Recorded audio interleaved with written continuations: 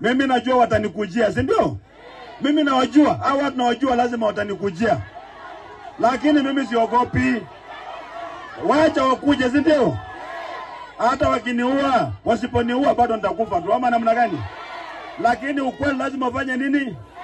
Ukweli lazima usemwe, na ukweli utasemwa na utarudia tena nione watanifanya nini, ama namna gani?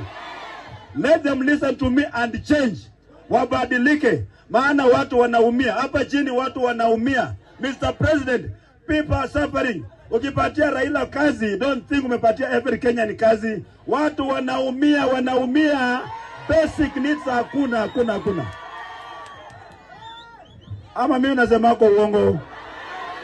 Watu wanaumia, si ndio?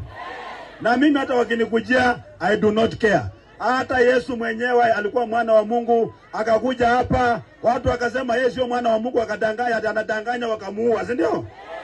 Lakini miaka 2000 baadaye, mapasta, mabishop, mareverend, hata mwenye ameomba hapa anakula kwa jina la Yesu, si ndio?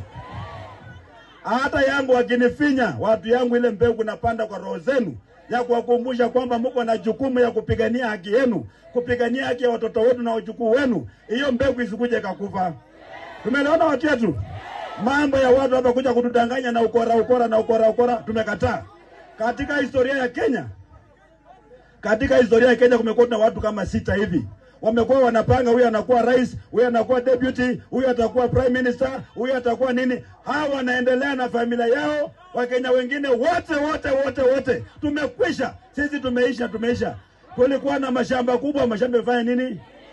Tumeuza mashamba kusomesha watoto wako na madigrii, hawana kazi. Wakati wa kazi wanauza kazi. Siku hizi wanapatia MP, wanatembea na mabarua ya kazi wanauzia watu. Mnakubali maneno kweli? Mnakubali?